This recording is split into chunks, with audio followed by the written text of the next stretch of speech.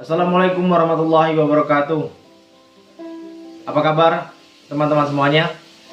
Selamat datang di MMC 85 Channel. Bersama saya Muhammad Mahsun, dosen fisik UIN Wali Songo Semarang. Di video kali ini kita akan mendiskusikan, membahas tentang kedaulatan negara. Ya. Nah, konsep kedaulatan negara itu sendiri sebenarnya kapan sih mulai diperbincangkan? Kapan mulai lahir dalam diskursus studi politik? Nah, kita akan mencoba menelusuri konsep atau teori kedaulatan negara ini dalam perspektif sejarahnya. Ya. Secara historis, konsep kedaulatan negara itu lahir di abad ke-16 sebenarnya, di mana sebagai akibat dari munculnya negara modern di Eropa. Hadirnya negara modern menghendaki kemudian perbincangan tentang kedaulatan negara. Secara teoritis, kedaulatan negara itu diperdebatkan. Perdebatan itu berada pada soal sebenarnya kedaulatan itu letaknya di mana? Siapa yang layak memiliki hak untuk menyangga kedaulatan negara itu? Apakah ada pada seorang pemimpin tunggal atau ada pada warga negara? Nah, kita akan mendiskusikan itu. Nah, diskusi tentang kedaulatan negara secara teoritis itu dibagi menjadi 4 paling enggak. Pertama, soal kedaulatan hukum, bahwa negara itu memiliki kedaulatan secara legal. Yang kedua, kedaulatan politik.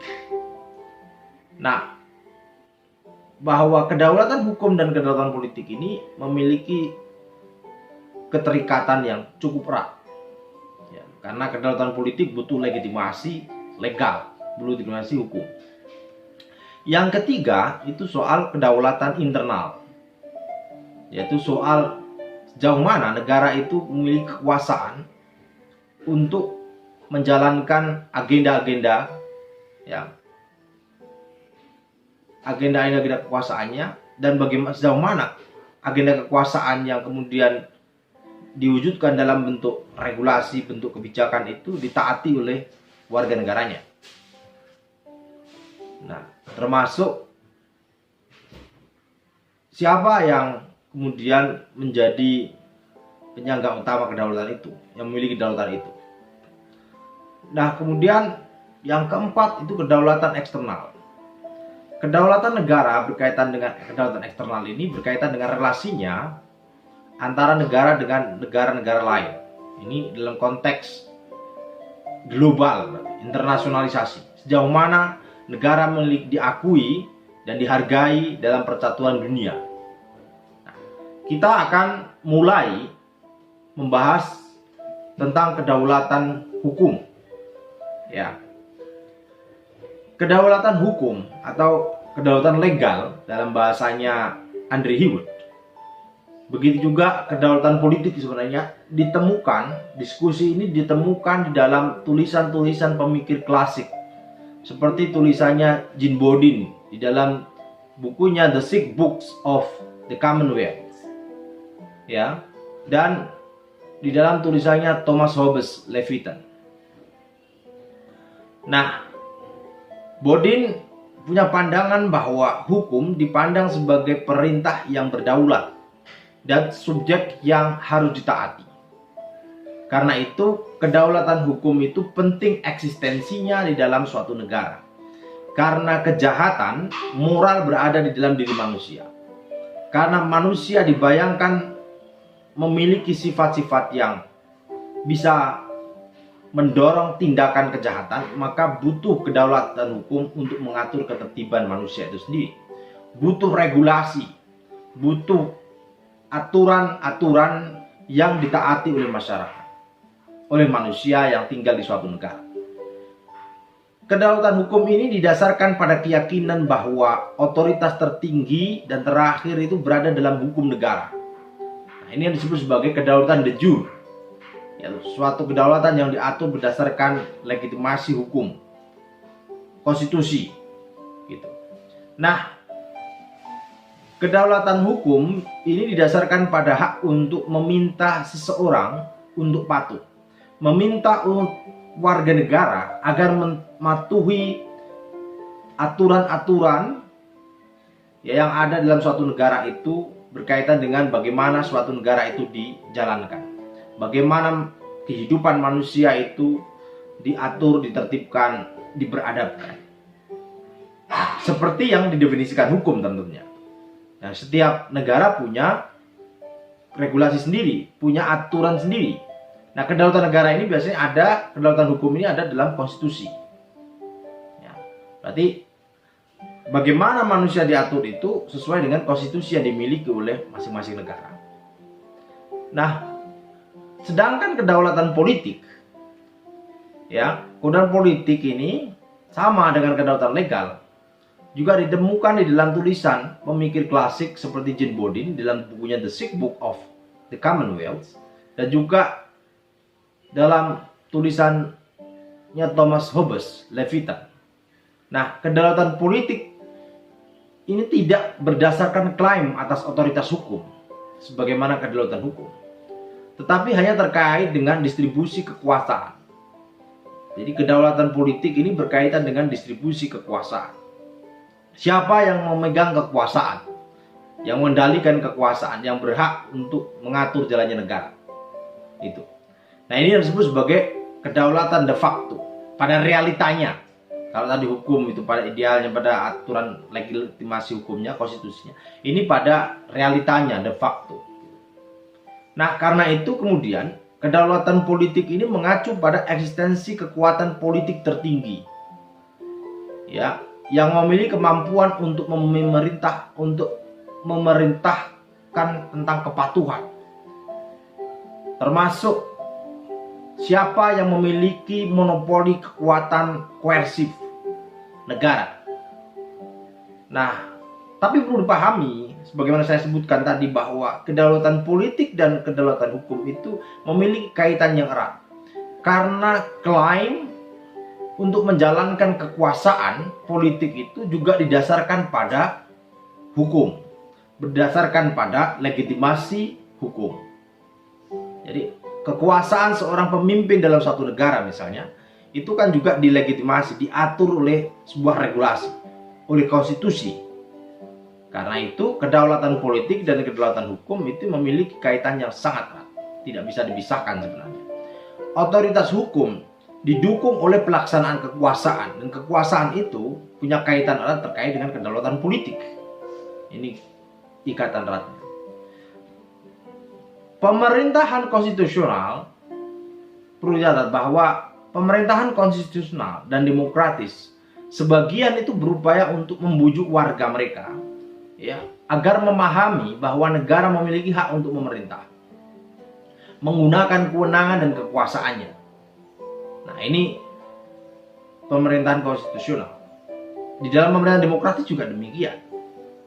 Jadi untuk menunjukkan kedaulatan suatu negara, maka seringkali kemudian negara ini meminta warganya untuk memahami, ya, bahwa negara itu punya hak untuk memerintah, untuk mengatur, termasuk memahami dan mematuhi kewenangan-kewenangan yang dimiliki oleh negara, termasuk dan kekuasaan negara. Ini kalau kita bicara tentang kedaulatan politik. Nah, bagaimana dengan kedaulatan internal? Kedaulatan internal negara ini merujuk pada lembaga politik yang memiliki otoritas tertinggi. Perdebatannya adalah pada soal siapa yang memiliki otoritas tertinggi, final dan independen, serta keputusannya kemudian mengikat semua kelompok warga negara ya, kelompok dan lembaga-lembaga dalam masyarakat. Jadi kedaulatan internal itu merujuk pada lembaga politik tertinggi yang memiliki otoritas tertinggi, final, independen, serta keputusan-keputusan ini mengikat, keputusan-keputusan yang dibikin oleh lembaga tertinggi ini mengikat pada semua kelompok, pada warga negara, pada komunitas masyarakat, dan lembaga-lembaga dalam masyarakat itu sendiri. Nah, perdebatannya kemudian secara teoritis politik, di mana letak kedaulatan itu berada. Ya, apakah dia berada pada pemimpin tertinggi di suatu negara itu, atau dia berada pada masyarakat? Nah, para pemikir awal atau dalam doktrin tradisional teori politik bahwa kedaulatan itu ada dalam satu orang raja. Dalam pemikir tradisional, ya, doktrin tradisional tentang kedaulatan, dan tidak bisa dibagi. Nah, ini diantaranya kita bisa ambil contoh tentang awal mula kedaulatan muncul tentang doktrin tradisional ini pada Louis ke-14 di Prancis misalnya. Bagaimana mencoba memonopoli kedaulatan negara ada dalam satu negara. Nah, di beberapa negara yang masih berbasis kerajaan, itu juga kedaulatan ada pada satu orang raja. Nah, satu orang raja yang memiliki kekuasaan cukup besar untuk mengendalikan negara itu sendiri. Nah, tapi kondisi yang ada di Eropa awal ini tentang bagaimana kedaulatan itu berada pada satu tangan, satu orang raja, ini dikritik oleh Jean-Jacques Rousseau. Bahwa dalam pandangan Rousseau, otoritas tertinggi itu bukan dipegang oleh seorang raja atau kepala negara pada saat itu. Tapi penting kemudian otoritas tertinggi itu diletakkan pada rakyat. Inilah dinyatakan dalam gagasan kehendak umum dalam pemikirannya Jean-Jacques Rousseau. Nah, ini yang kemudian melahirkan konsep negara demokrasi. Konsep negara demokrasi, di mana kedaulatan itu diletakkan pada tangan rakyat. Maka dalam konsep negara demokrasi itu kan kekuasaan yang dikendalikan oleh rakyat, dari rakyat, oleh rakyat, untuk rakyat. Artinya rakyat memiliki kedaulatan. Nah, proses pemilu, pilkada yang dilaksanakan di Indonesia misalnya, itu sebenarnya wujud dari bentuk aktualisasi kedaulatan negara. Kedaulatan negara ada pada rakyat, di mana rakyat bisa menentukan siapa yang memimpin dalam 5 tahun ke depan, siapa yang akan menjadi wakil mereka di parlemen dalam 5 tahun ke depan.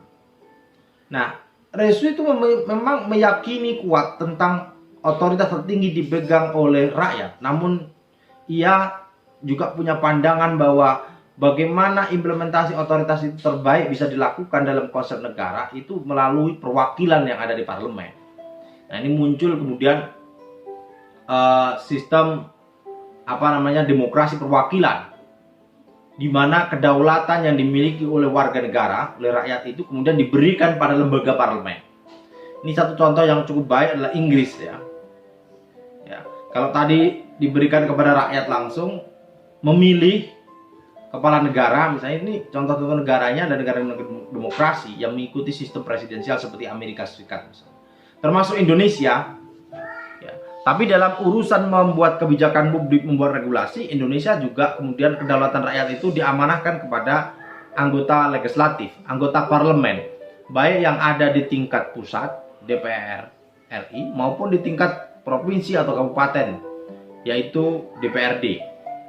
Nah, tapi bagi negara-negara yang menganut sistem parlementer, maka kedaulatan internal masyarakat ini, warga negara ini, yang seharusnya dimiliki warga negara ini, dilimpahkan, diberikan pada lembaga tertinggi yang disebut sebagai parlemen itu, untuk memilih pemimpin negara, Perdana Menteri, termasuk kemudian mengamanatkan bagaimana regulasi aturan itu dibikin untuk mengatur kehidupan manusia, kehidupan warga negara itu sendiri. Di Inggris, otoritas hukum itu tunggal dan tak tertandingi ada dalam bentuk parlemen, ya, parlemen Westminster, itu di Inggris. Parlemen punya kekuasaan cukup besar. Bahkan terkait dengan ini, John Stuart Mill itu punya pendapat bahwa parlemen di Inggris itu dapat melakukan apa saja, ya, melakukan apa saja kecuali mengubah laki-laki itu menjadi perempuan, jenis kelamin laki-laki menjadi perempuan.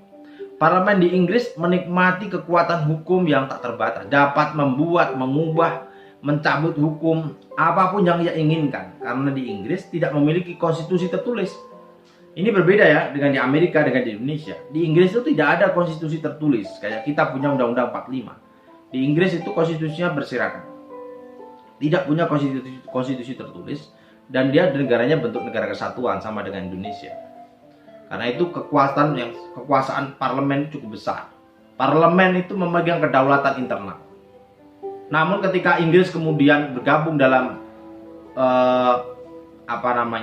negara-negara yang bergabung dalam Uni Eropa, maka kedaulatan internal ini juga kemudian harus tunduk pada aturan-aturan, konstitusi regulasi yang dibikin oleh Uni Eropa. Kecuali kemudian setelah peristiwa Brexit, keluarnya Inggris dari Eropa, ini juga kemudian mengembalikan lagi bagaimana parlemen di Inggris memiliki kedaulatan yang penuh untuk mengatur kehidupan warga negaranya sendiri. Nah, ini berkaitan dengan kedaulatan internal. Ini soal kedaulatan mengatur kehidupan rumah tangganya sendiri, kedaulatan mengatur tatanan pemerintahan, mengatur ekonomi, mengatur tatanan sosial di dalam suatu negara itu sendiri. Nah, tadi perdebatannya adalah soal siapa yang memiliki kedaulatan besar. Apakah ada pada sekelompok elit, ada pada satu orang pemimpin, atau ada pada masyarakat. Nah, demokrasi dalam suatu negara itu tidak akan bisa terbangun, tidak bisa eksis dengan baik kalau kemudian warga negara yang memiliki kedaulatan ini tidak aktif, ya, mewujud menjadi benar-benar warga negara, bukan hanya sebagai penduduk. Maka demokrasi itu bisa eksis ketika hadir warga negara yang aktif atau disebut sebagai demos. Karena sebagai warga negara yang aktif, sebagai demos yang memegang kendali kedaulatan internal negara, maka sewajarnya, seharusnya kita itu ikut terlibat secara aktif untuk mengambil kontrol atas urusan-urusan politik penting, pengambilan keputusan dan kebijakan publik. Kita mengawasi, mengakses beragam informasi, ya, yang dimiliki oleh negara. Informasi berkaitan dengan apapun itu, termasuk berkaitan dengan penganggaran yang dibiayai oleh dana publik untuk mengatur urusan-urusan publik, mulai dari pelayanan kesehatan, pendidikan, pembangunan infrastruktur, semuanya ia bersinggungan dengan urusan warga negara. Nah, itu kedaulatan itu harus dijawantahkan, bukan hanya menjawantahkan kedaulatan negara yang dimiliki oleh rakyat ini, oleh warga negara, hanya pada momen-momen pemilu dan pilkada saja, memberikan suara kita pada masa pemilu. Bukan hanya itu, kedaulatan itu harus terwujud dalam bentuk aktif kita sebagai warga negara untuk mengawasi jalannya pemerintahan, mengawasi bagaimana negara ini dikendalikan oleh orang-orang yang kita pilih dalam sistem demokrasi, baik itu yang ada di lembaga eksekutif, mulai dari kepala daerah, kabupaten, kota, provinsi, sampai presiden, termasuk juga pada wakil-wakil yang kita pilih di parlemen kita, mulai dari DPRD provinsi, kabupaten, kota, sampai DPR. Itu wujud dari kedaulatan warga negara, ya, dalam konsep negara demokrasi. Nah, bagaimana dengan kedaulatan eksternal? Apa itu? Kedaulatan eksternal adalah posisi negara dalam tatanan internasional sebenarnya, tatanan global, dan berarti kemerdekaan yang berdaulat dalam kaitannya dengan negara-negara lain. Artinya apa? Dalam suatu negara yang merdeka harus memiliki kedaulatan eksternal. Dia diakui oleh negara-negara lain, eksistensinya dihormati oleh negara-negara lain, eksistensinya. Prinsip kedaulatan eksternal ini pertama kali dijabarkan dalam Peace of Westphalia tahun 1648, yang mana serangkaian perjanjian yang mengakhiri perang 30 tahun sebenarnya di barat, tentang tahun 1618 sampai 1648. Nah, di mana kedaulatan eksternal ini hadir untuk mewujudkan prinsip-prinsip kemerdekaan nasional dan pemerintahan sendiri, di mana sudah lepas dari kolonialisme. Suatu negara itu hadir, negara merdeka harus memiliki kedaulatan eksternal, artinya lepas dari intervensi dari negara-negara asing. Nah, kedaulatan eksternal ini sangat penting sekali eksistensinya, agar rakyat suatu negara dapat memperjuangkan kebutuhan kepentingannya sendiri. Menyerahkan kedaulatan eksternal negara sama dengan meminta orang untuk menyerahkan kebebasan mereka. Karena kalau kemudian kedaulatan eksternal negara ini diganggu, taruhannya kemudian bangkit sikap nasionalisme anak bangsa untuk kemudian melawan orang yang mengganggu kedaulatan eksternal ini. Kenapa pertumpahan darah melawan kolonialisme itu kemudian terjadi, ya, termasuk di Indonesia? Bagaimana anak bangsa memperjuangkan eksistensi negara Indonesia ini, kemerdekaan negara Indonesia ini. Ini soal bicara tentang mempertahankan martabat kemanusiaan, mempertahankan tentang kebebasan anak bangsa dalam mengatur kehidupannya sendiri. Karena itu, kedaulatan eksternal itu penting. Meskipun dalam perkembangannya, kedaulatan eksternal ini beberapa harus mengikuti aturan-aturan yang dimiliki oleh tataran global, seperti human right. Indonesia ini meratifikasi banyak sekali aturan-aturan tentang penerapan hak asasi manusia. Nah, ada beberapa memang. Nah, sebenarnya itu konsep atau teori tentang kedaulatan eksternal negara. Namun dalam praktiknya, bahwa kedaulatan negara secara eksternal ini juga banyak sekali dicederai oleh kebijakan-kebijakan yang diambil oleh rezim yang berkuasa pada saat itu. Sebagai contoh, di eranya Soeharto misalnya, banyak sekali melakukan pinjaman atau hutang ke luar negeri, IMF, Bank Dunia. Dengan meminjam uang dari Bank Dunia, dari IMF, itu sebenarnya sudah menggadaikan kedaulatan negara. Karena pinjaman uang itu, bahkan itu dilakukan sampai sekarang. Ya, sampai sekarang kita masih punya hutang luar negeri. Itu menggadaikan kedaulatan eksternal kita. Karena kita kemudian harus mengikuti aturan-aturan, khususnya bagaimana mengatur struktur ekonomi kita, sistem ekonomi kita harus mengikuti aturan-aturan global. Jadi Anda tidak perlu heran kemudian soal penentuan harga minyak kita. Ya, nggak usah heran soal harga sawit kita, nggak usah heran ya soal harga-harga barang di Indonesia yang kemudian mengikuti mekanisme pasar.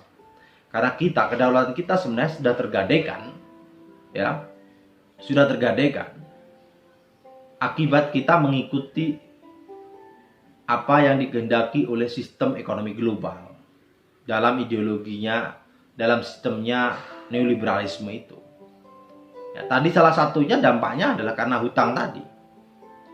Termasuk privatisasi sektor sumber daya alam yang pada konstitusi kita seharusnya sumber daya alam itu ya diatur, dikendalikan, dikelola oleh negara dan sebesar-besarnya diperuntukkan untuk kesejahteraan rakyat.